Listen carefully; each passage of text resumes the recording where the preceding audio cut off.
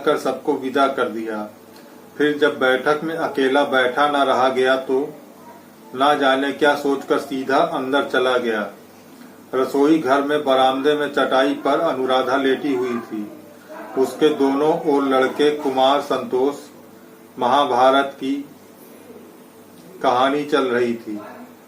रात की रसोई का काम के जल्दी निपटा कर वह रोजाना शाम के बाद वह इसी तरह लड़कों के साथ लेटकर कहानियां सुनाया करती थी और फिर खिला पिलाकर कुमार को उसके बाप के पास भेज दिया करती थी। चांदनी रात है। सघन पत्तों और आम के पेड़ के पत्तों की सेंधों में से चंद्रमा की चांदनी छन छन कर उसके बदन पर और चेहरे पर पड़ रही थी। पेड़ की छाया में किसी आदमी को इधर आते देखा तो अनुराधा ने चौंक कर पूछा, कौन? मैं हूँ, विजय। तीनों जने भड़ाभड़ उठ बैठे।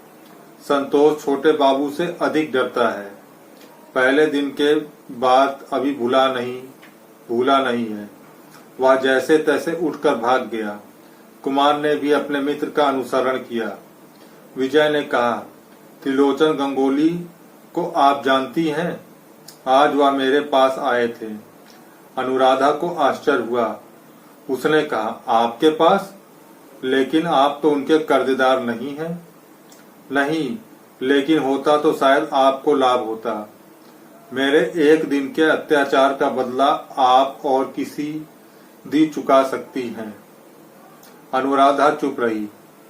विजय ने कहा, वह जता गए कि आपके साथ उनका विवाह होना निश्चित हो गया है। क्या यह सच है? हाँ, आपने स्वयं भिखारिन बनके उन्हें राजी किया। हाँ, यही बात है। अगर यही बात है तो बड़ी लज्जा की बात है। केवल आपके लिए नहीं, मेरे लिए भी। आपके लिए क्यों? वही बताने के लिए आया हूँ। त्रिलोचन कह गए हैं कि मेरी ज्यादती से ही शायद आपने ऐसा प्रस्ताव रखा है। कहते थे आपके लिए कोई ठहर नहीं। आपने बड़ी अनुनय विनय से उन्हें राजी किया है, नहीं तो इस बुढ़ापे में उन्होंने विवाह की इच्छा छोड़ दी थी।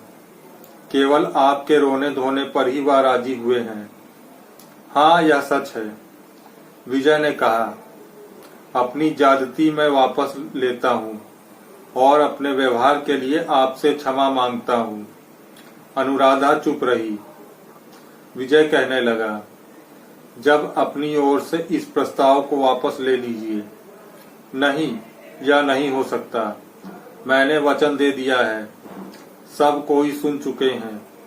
लोग उनका मजाक उड़ाएंगे और इसमें नहीं उड़ाएंगे बल्कि और अधिक उड़ाएंगे। आपके बराबर के उनके लड़के लड़कियां हैं। उनके साथ लड़ाई झगड़ा होगा। उनकी घर गृहस्थी में उपद्रव भी खड़ा होगा। स्वयं आपके लिए भी अशांति की सीमा नहीं रहेगी। इन सब बातों पर आपने विचार किया है? अनुराधा ने बड़ी नरमी से कहा, विचार कर लिया है। मेरा विश्वास है कि यह सब कुछ नहीं होगा। सुनकर विजय दंग रह गया। बोला, वृद्ध हैं, कितने अधिक दिन जिएंगे आप आशा करती हैं? अनुराधा ने उत्तर दिया, पति की दीर्घायु संसार में सभी स्त्रियां चाहती हैं। ऐसा भी हो सकता है कि सुहाग लिए मैं पहले ही मर जाऊं। विजय को इस बात का उत्तर पर भी नहीं मिला। स्तब्ध खड़ा रहा। कुछ पल इसी तरह स्तब्धता में बीत जाने के बाद अनुराधा ने विनीत स्वर में कहा, यह सच है कि आपने मुझे चले जाने की आज्ञा दे दी है, लेकिन उसके बाद किसी भी दिन आपने इस बात की चर्चा नहीं की दया के योग्य मैं नहीं हूँ। फिर भी आपने दया की, इसके लिए मैं मन ही मन कितनी कृतज्ञ हूँ बता नहीं सकती। विजय की ओर से कोई उत्तर न पाकर अनुराधा फिर कहने लगी, भगवान साक्षी है, आपके विरुद्ध मैंने किसी से कोई बात नहीं की।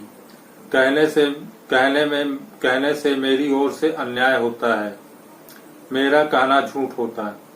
गंगोली महाशय ने अगर कुछ कहा हो तो वह उनकी बात है, मेरी नहीं। फिर भी मैं उनकी ओर से क्षमा मांगती हूँ। विजय ने कहा, आप लोगों का विवाह कब है? जेठ वदी तेवर को। तब तो लगभग 1 महीना ही रह गया है ना। हाँ, अब इसमें कोई परिवर्तन नहीं हो सकता शायद। विजय बहुत देर तक चुपचाप खड़ा रहा, फिर बोला, तो फिर मुझे और कुछ नहीं कहना, लेकिन आपने अपने भविष्य और जीवन के बारे में जरा सा भी विचार नहीं किया। मुझे इस बात का दुख है। अनुराधा ने कहा, 1 बार नहीं 100 बार विचार कर लिया है। यही मेरी दिन रात की चिंता है। आप मेरे शुभाकांक्षी हैं। आपके पितृ कृतज्ञता प्रकट करने के लिए खोजने पर भी शब्द नहीं मिलते, लेकिन आप स्वयं ही मेरे बारे में सारी बातें सोच कर देखिए। पैसा नहीं, रूप नहीं, घर नहीं, बिना अभिभावक के अकेली गांव के अनाचार अत्याचारों से बचकर कहीं जा खड़े होने तक के लिए ठौर नहीं। उम्र में तो 23-24, इसके अतिरिक्त और कौन मेरे साथ विवाह करना चाहेगा? आप ही बताइए। तब फिर दाने दाने के लिए किसके सामने हाथ पसारती फिरूंगी? यह सभी बातें सच हैं, इसका प्रतिवाद नहीं किया जा सकता। 2-3 मिनट निरुत्तर खड़े रहकर विजय ने गंभीर वेदना के साथ कहा, ऐसे समय में क्या मैं आपका कोई भी उपकार नहीं कर सकता? कर सकता तो बड़ी प्रसन्नता होती। और अनुराधा ने कहा, आपने मुझ पर बहुत उपकार किया है, जो कोई भी नहीं करता। आपके आश्रय में मैं निडर हूँ। दोनों बच्चे मेरे चांद सूरज हैं। यही मेरे लिए बहुत है।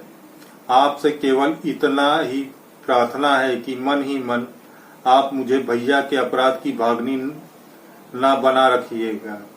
मैं जानबूझकर कोई अपराध नहीं किया।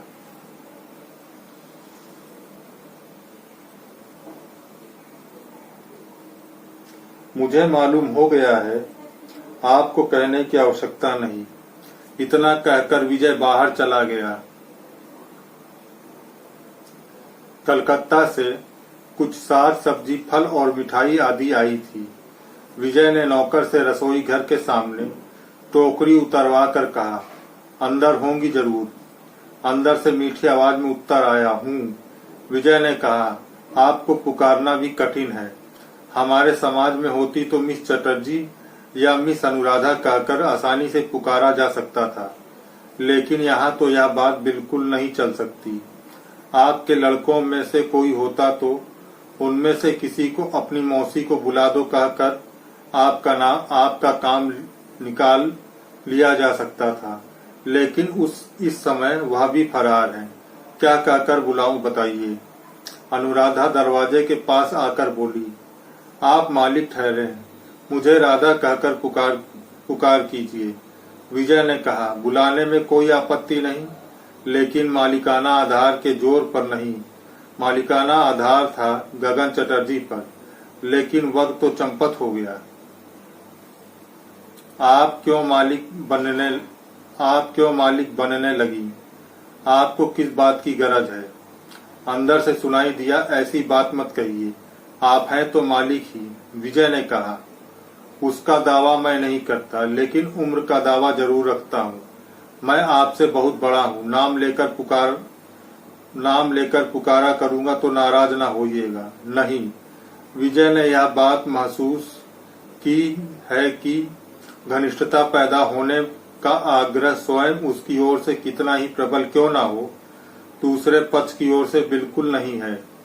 वह किसी भी तरह सामने नहीं आना चाहती और हमेशा संक्षिप्त लेकिन सम्मान सहित ओट में छिपे उत्तर देती है। विजय ने कहा, घर से कुछ साग सब्जी, फल और मिठाइयाँ आदि आई हैं। इस टोकरी को उठाकर रख लीजिए। लड़कों को दे दिया कीजिएगा। नहीं, सो मत कीजिएगा। मेरा रसोइया ठीक से रसोई बनाना नहीं जानता। दोपहर से देख रहा हूँ कि चादर तान कर पड़ा है। पता नहीं कहीं आपके देश में मलेरिया ने तो घेर लिया हो, बीमार पड़ गया हो तो परेशान डालेगा, लेकिन मलेरिया तो हमारे यहाँ है ही नहीं। वह अगर ना उठा तो उसकी रसोई कौन बनाएगा? विजय ने कहा, इस बेला की तो कोई बात नहीं, कल सवेरे विचार किया जाएगा और कुकर तो साथ में ही है, कुछ नहीं हुआ तो नौकर से ही उसमें कुछ बनवा लूंगा, लेकिन तकलीफ तो होगी ही। नहीं, मुझे आदत पड़ गई है। हाँ, लड़के को तकलीफ पाते देखना तो जरूर कष्ट होता है, उसका भार आपने ले ही रखा है। क्या बना रही है इस बेला? टोकरी खोल कर देखिए ना, शायद कोई चीज काम आ जाए। काम तो आएगी, लेकिन इस बेला मुझे रसोई नहीं बनानी है। नहीं बनानी? क्यों? कुमार की देह कुछ गर्म सी मालूम होती है। रसोई बनाने पर वह खाने के लिए मचलेगा। उस बेला का जो कुछ बचा है उससे संतोष का काम चल जाएगा। देह गर्म हो रही है उसकी। कहाँ है वह? मेरे बिछौने पर लेटा संतोष के साथ गपशप करता है। आज कह रहा था बाहर नहीं जाएगा, मेरे पास ही सोएगा। दोस्तों, आज के लिए बस इतना ही। इसके आगे की कहानी मैं अपने अगले वीडियो में लेकर आप लोगों के समक्ष उपस्थित होऊंगा। तब तक के लिए नमस्कार।